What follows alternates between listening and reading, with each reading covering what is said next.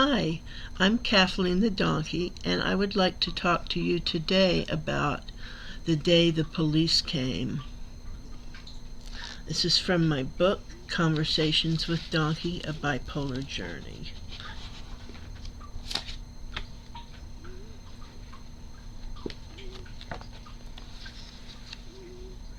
I remember the day the police came. I had it in my head that our friend was pulling a Manchurian Candidate deal on my dad and calling him and hypnotizing him, basically. So I went and got Dad's phone and removed the battery and hid it. Now, this may not seem like such a big deal, but if you've read about our relationship, you'd understand that normally I would have to be out of my mind to do something like that to my dad's property. And I was. Dad was very anal about the phones. He quickly discovered his missing phone. I cannot remember if he shouted my name and beat on my door when he discovered the missing phone. I may have stayed in there a bit, causing him alarm.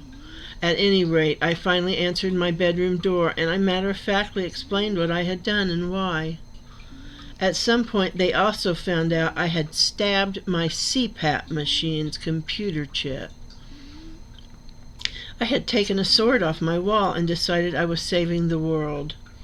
I cannot remember the exact details, but I remember at some time lying in bed at night and thinking somehow evil could see me, and I had to remain in the dark. I somehow did something in the dark, and it may have been the stabbing of the chip, while thinking someone was watching. It was terrifying. I did this, brought on this terror, because I thought I had to save the world. I would say when I explained to my dismayed mother what I had done, that is probably when they called the doctor. The doctor in turn said to call the police. The police were nice. I was shockingly unterrified. In fact, I was exasperated and informed them they should take a look at my father's room, with all the knives covering the walls. They sort of glossed over this suggestion. They were kind and courteous and said I could go to the hospital with them or my parents, so I chose my parents. I really should have been hospitalized. I was not. What happened next even astounded the great big old hospital aide who was there to protect the situation. That is, when I started to get annoyed, he was there. My father was terrified to watch me snap at the doctor and tell her not to touch me, I believe. I did not like this doctor, did not trust her, and felt very paranoid. I sat on the gurney and begged my mother not to let them take me away. I was afraid. I didn't know what I was afraid of. I convinced both my mother and doctor to give me a pill and let me take it.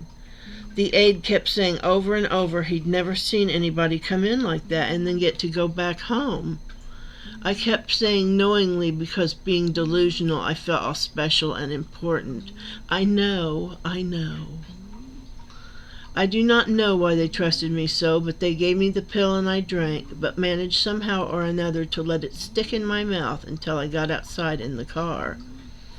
I slowly and very carefully unpacked it from my mouth. Some had dissolved. I would take the medication as I promised her, but not that day. That day I was terrified of what the medication would do to me.